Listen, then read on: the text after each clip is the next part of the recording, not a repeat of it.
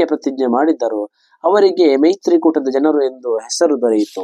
ಕಅಬಾಲಯದ ಸುತ್ತಮುತ್ತಲೂ ಯುದ್ಧ ಸಂಘರ್ಷಗಳು ನಿಷಿದ್ಧವಾಗಿದ್ದರಿಂದ ಎರಡು ಕುಟುಂಬಗಳು ಯುದ್ಧಕ್ಕಾಗಿ ಕಅಬಾಲಯದ ಪರಿಸರದಿಂದ ಹೊರಗೆ ಹೋದವು. ಅಂತೂ ಒಂದು ನಿರ್ಣಾಯಕ ಯುದ್ಧದ ಕಹಳೆ ಮೊಳಗಿತು. ಶಾಂತಿಯ ವಾಹಕರಾದ ಕೆಲವು ವಿಭಾಗಗಳು ಎರಡು ಗೋತ್ರಗಳ ನಡುವೆ ಸಂಧಾನ ನಡೆಸುವ ಪ್ರಯತ್ನ ಮಾಡಿದವು. ಈ ವಿಭಾಗಗಳ ಪ್ರಯತ್ನದ ಫಲವೆಂಬಂತೆ ಕಅಬಾಲಯದ ಅಧಿಕಾರವನ್ನು ಎರಡು ಕುಟುಂಬಗಳ ನಡುವೆ ವಿಭಾಗಿಸಲಾಯಿತು.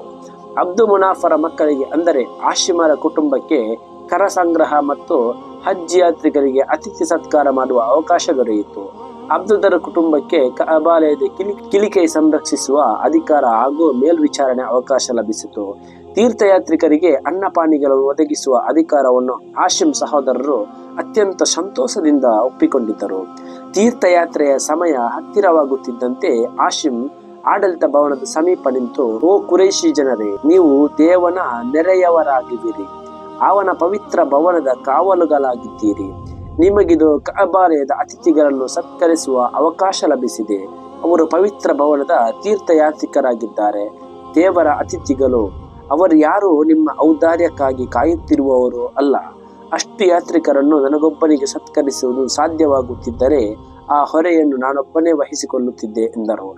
ಅರಬಿಯಾದಲ್ಲೂ ಹೊರಗೂ ಹಾಶಿಮ್ಗೆ ಸಮಾನ ಗೌರವಾದರಗಳು ಲಭಿಸತೊಡಗಿದವು.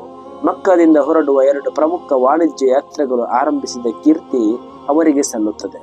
ಒಂದು ವ್ಯಾಪಾರಿ ಸಂಘಗಳ ಜೊತೆಗಿನ ಚಳಿಗಾಲದ ಯಮನ್ ಯಾತ್ರೆ ಹಾಗೂ ಮತ್ತೊಂದು ಬೇಸಿಗೆಗಾಲದ ವಾಯುವ್ಯ ಅರಬಿಯಾದ ಕಡೆಗಿನ ಯಾತ್ರೆ. ಈ ಎರಡು ಯಾತ್ರೆಗಳು ಹಳೆಯ ಸಾಂಬ್ರಾಣಿ ಅಂದರೆ ಪ್ರಾಚೀನ ವ್ಯಾಪಾರಿ ಮಾರ್ಗ, ಮೆಡಿಟೇರಿಯನ್ ಸಮುದ್ರದ ಸುತ್ತಮುತ್ತಲಿನ ಈಜಿಪ್ಟ್, ಅರೇಬಿಯಾ, ಆಫ್ರಿಕಾದಂತಹ ದೇಶಗಳಿಗೆ ದುಬಾರಿ ಸರಕುಗಳನ್ನು ಸಾಗಿಸುತ್ತಿದ್ದ ಅತಿ ಪ್ರಾಚೀನ ವ್ಯಾಪಾರಿ ಮಾರ್ಗ. ಈ ಮಾರ್ಗದ ಮೂಲಕ ಹಾದು ಹೋಗುತ್ತಿದ್ದವು. ಈ ಯಾತ್ರೆಗಳ ನಡುವಿನ ಪ್ರಮುಖ ವಿಶ್ರಾಂತಿ ಕೇಂದ್ರವಾದ ಯಸ್ರಿಬ್ ಓಯಸಿಸ್ ಪ್ರದೇಶವಾಗಿತ್ತು. ಮಕ್ಕದಿಂದ ಒಂದು ಒಂಟೆ 11 ದಿವಸ ಸಂಚರಿಸಿದರೆ ಎಷ್ಟು ದೂರ ಹೋಗಿ ತಲುಪಬಹುದೋ ಅಷ್ಟು ದೂರದಲ್ಲಿ ಈ ಓಯಸಿಸ್ ಇತ್ತು. ಒಂದು ಕಾಲದಲ್ಲಿ ಈ ಓಯಸಿಸ್ ಯಹೂದಿಗಳ ವಸತಿ ಕೇಂದ್ರವಾಗಿತ್ತು. ಕ್ರಮೇಣ ಅದು ದಕ್ಷಿಣ ಅರಬಿಯಾದ ಗೋತ್ರವೊಂದರ ಪಾಲಾಯಿತು. ಆದರೂ ಯಹೂದಿಗಳಿಗೆ ಸಮೃದ್ಧವಾದ ಆ ಪ್ರದೇಶವನ್ನು ಬಿಟ್ಟು ಹೋಗುವ ಮನಸ್ಸಿರಲಿಲ್ಲ. ಆದ್ದರಿಂದ ಅವರು ಅಧಿಕಾರ ಕಳೆದುಕೊಂಡಿದ್ದರೂ ಆ ಪ್ರದೇಶದಲ್ಲಿ ನೆಲೆಸಿದ್ದರು. ಯಹೂದಿಗಳು ತಮ್ಮದೇ ಆದ ಆಚಾರ ವಿಚಾರಗಳ ಮೂಲಕ ಯಸ್ರಿಬಿನ ಭಾಗವೇ ಆಗಿ ಹೋಗಿದ್ದರು. ಯಸ್ರಿಬಿನಲ್ಲಿ ಅರಬಿಗಳು ಮಾತೃಕೇಂದ್ರಿತ ಕುಟುಂಬದ ವ್ಯವಸ್ಥೆಯನ್ನು ಹೊಂದಿದ್ದರು. ಕೈಲಾ ಎಂಬ ಹೆಸರಿನ ಹಿರಿಯಜ್ಜಿಯೊಬ್ಬರನ್ನು ಸಾಂಪ್ರದಾಯಿಕ ತಾಯಿಯನ್ನಾಗಿ ಸ್ವೀಕರಿಸಿದ್ದರು. ಇವರ ಸಂತಾನ ಪರಂಪರೆಯೇ ಮುಂದೆ ಯಸ್ರಿಬಿನ ಪ್ರಮುಖ ಗೋತ್ರಗಳಾದ ಔಸ್ ಮತ್ತು ಖಜ್ರಜ್ ಎಂಬ ಎರಡು ಗೋತ್ರಗಳಾಗಿ ಕವಲಿರಿದವು. ಅಲ್ಲಿ ಸಲ್ಮಾ ಎಂಬರುವ ಹೆಣ್ಣು ಮಗಳಿದ್ದರು. ಈಕೆ ಖಜ್ರಜ್ ಗೋತ್ರದ ಅತ್ಯಂತ ಪ್ರಭಾವಿ ವ್ಯಕ್ತಿಯಾಗಿದ್ದ ನಜ್ಜಾರ್ ಗೋತ್ರದ ಅಮ್ರರ ಪುತ್ರಿ. ಹಾಶಿಮ್ ಆಕೆಯನ್ನು ವಿವಾಹವಾಗಲು ಬಯಸಿದರು. ತನ್ನ ಬೇಕು ಬೇಡಗಳ ನಿಯಂತ್ರಣ ತನಗೆ ಮಾತ್ರ ಎಂಬ ಷರತ್ತಿನೊಂದಿಗೆ ಆಕೆ ಹಾಶಿಮ್ನೊಂದಿಗೆ ವಿವಾಹವನ್ನು ಒಪ್ಪಿಕೊಂಡಳು. ಆ ದಾಂಪತ್ಯದಲ್ಲಿ ಒಂದು ಗಂಡು ಮಗು ಜನಿಸಿತು. ಆ ಮಗು 14 ವರ್ಷಗಳ ಕಾಲ ತನ್ನ ಜೊತೆ ಕಳೆಯಬೇಕೆಂದು ತಾಯಿ ಮನೆಯಲ್ಲೇ ಹೊಂದಿದ್ದ ಸಲ್ಮಾ ಷರತ್ತು ಮುಂದಿಟ್ಟರು. ಹಾಶಿಮ್ ಅದನ್ನು ಯಾವುದೇ ವಿರೋಧವಿಲ್ಲದೆ ಒಪ್ಪಿಕೊಂಡರು. ಕಾರಣ, ವಿದೇಶಿ ಯಾತ್ರಿಕರ ನಡುವೆ ಸಾಮಾನ್ಯವಾಗಿ ಕಾಣಿಸಿಕೊಳ್ಳುವ ಜ್ವರವೊಂದು ಬಿಟ್ಟರೆ ಯಸ್ರಿಬ್ ಮಕ್ಕಕ್ಕಿಂತಲೂ ಅದೆಷ್ಟೋ ಉತ್ತಮವಾಗಿತ್ತು, ಆರೋಗ್ಯಕರವಾಗಿತ್ತು. ಇದಲ್ಲದೆ ಹಾಶಿಮರಿಗೆ ಇನ್ನೊಂದು ಉದ್ದೇಶವಿತ್ತು. ವ್ಯಾಪಾರದ ನಿಮಿತ್ತ ಮಕ್ಕಳಿಂದ ಸಿರಿಯಾದತ್ತ ಯಾತ್ರೆ ಹೊರಡಬೇಕಾದ ಸಂದರ್ಭದಲ್ಲಿ ಯಸ್ರಿಬ್ನಲ್ಲಿ ತಮ್ಮದೇ ಆದ ವಿಶ್ರಾಂತಿ ತಾಣವಿರುವುದು ಒಳ್ಳೆಯದೆಂದು ಅವರಿಗೆ ಅನಿಸಿತ್ತು. ಅಲ್ಲದೆ ಆ ಹೊತ್ತಿನಲ್ಲಿ ಪತ್ನಿ ಸಲ್ಮಾ ಹಾಗೂ ಪುತ್ರನ ಬಳಿ ಕಾಲ ಕಳೆಯುವುದೇ ಉತ್ತಮ ಎಂದು ಅವರಿಗೆ ಅನ್ನಿಸಿತ್ತು. ಆದರೆ ಹಾಶಿಮರ ಜೀವನಯಾನ ಹೆಚ್ಚು ಕಾಲ ಮುಂದುವರಿಯಲಿಲ್ಲ. ಒಂದು ವ್ಯಾಪಾರಿ ಯಾತ್ರೆಯಲ್ಲಿ ಅವರು ಫೆಲೆಸ್ತೀನ್ನ ಗಾಜಾದಲ್ಲಿ ಕಾಯಿಲೆಗೆ ಬಿದ್ದರು. ಕಾಯಿಲೆ ಗಂಭೀರವಾಗಿತ್ತು. ಬದುಕಿ ಉಳಿಯುವ ಭರವಸೆ ಸ್ವತಃ ಹಾಶಿಮರಿಗೆ ಇರಲಿಲ್ಲ. ಸಹಚರರು ಅವರನ್ನು ಚೆನ್ನಾಗಿಯೇ ನೋಡಿಕೊಂಡರು. ಅಷ್ಟಾಗಿಯೂ ಹಾಶಿಮ್ ಕಾಯಿಲೆಗೆ ಬಿದ್ದ ಕೆಲವೇ ದಿನಗಳಲ್ಲಿ ಇಹಲೋಕ ಯಾತ್ರೆಗೆ ಪೂರ್ಣ ವಿರಾಮ ಹಾಕಿದರು. ಹಾಶಿಮರಿಗೆ ಅಬ್ದುಶಮ್ಸ್ ಹಾಗೂ ಮುತ್ತಲಿಬ್ ಎಂಬ ಸಹೋದರರು ಹಾಗೂ ನೌಫಲ್ ಎಂಬ ಮಲ ಸಹೋದರರಿದ್ದರು.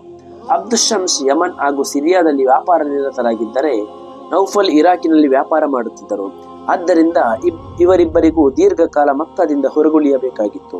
ಬಹುಶಃ ಈ ಕಾರಣದಿಂದ ಅಥವಾ ಇನ್ಯಾವುದೋ ಕಾರಣದಿಂದ ಕರ ಸಂಗ್ರಹ ಹಾಗೂ ತೀರ್ಥಯಾತ್ರಿಕಗಳನ್ನು ಸತ್ಕರಿಸುವ ಅಧಿಕಾರವನ್ನು ಹಾಶಿಮರ ಕಿರಿಯ ಸಹೋದರ ಮುತ್ತಲಿಬ್ ವಹಿಸಿಕೊಂಡರು. ಆದರೆ ಅವರಿಗೆ ಉತ್ತರಾಧಿಕಾರಿ ಯಾರು ಎಂಬ ಚಿಂತೆ ಸದಾ ಕಾಡುತ್ತಿತ್ತು. ಹಾಶಿಮರಿಗೆ ಸಲ್ಮಾ ಅಲ್ಲದೆ ಇನ್ನಿತರ ಹೆಂಡತಿಯರಲ್ಲಿ 3 ಪುತ್ರರಿದ್ದರು. ಮುತ್ತಲಿಬುಗೂ ಪುತ್ರರಿದ್ದರು. ಆದರೆ ಅವರ್ಯಾರು ಸಲ್ಮಾಲ ಪುತ್ರ ಶೈಬಾಹನಷ್ಟು ಶಕ್ತಿಶಾಲಿಗಳಾಗಿರಲಿಲ್ಲ, ಸಮರ್ಥರಾಗಿರಲಿಲ್ಲ. ಬಹಳ ಸಣ್ಣ ವಯಸ್ಸಿನಲ್ಲಿ ಶೈಬಾಹ್ ವಯಸ್ಸಿಗೆ ಮೀರಿದ ಅಸಾಧಾರಣ ನಾಯಕತ್ವದ ಸಾಮರ್ಥ್ಯವನ್ನು ಪ್ರದರ್ಶಿಸಿದ್ದನು. ಆತನ ಅಪರಿಮಿತ ಶಕ್ತಿ ಸಾಮರ್ಥ್ಯದ ಕಥೆಗಳು ಯಸ್ರಿಬ್ ದಾರಿಯಾಗಿ ಬರುತ್ತಿದ್ದ ವ್ಯಾಪಾರಿ ಸಂಘಗಳ ಮೂಲಕ ಮಕ್ಕಾ ತಲುಪುತ್ತಿದ್ದವು. ಮುತ್ತಲಿಬಿಗೆ ಈ ಕಥೆಗಳನ್ನು ಕೇಳುತ್ತಲೇ ರೋಮಾಂಚನಗೊಳ್ಳುತ್ತಿದ್ದವು. ಸಹೋದರನ ಪುತ್ರನ ಶೌರ್ಯದ ಕಥೆಗಳನ್ನು ಜನರು ತಮ್ಮ ಮುಂದೆ ಹೇಳುವಾಗ ಅವರು ಸಂತೋಷದಿಂದ ನಗುತ್ತಿದ್ದರು. ಅದೊಂದು ದಿನ ಮುತ್ತಲಿಬಿಗೆ ಶೈಬಾಹನನ್ನು ನೋಡಬೇಕೆಂಬ ಆಶೆಯಾಗಿ ಯಸ್ರಿಬಿಗೆ ಹೊರಟರು.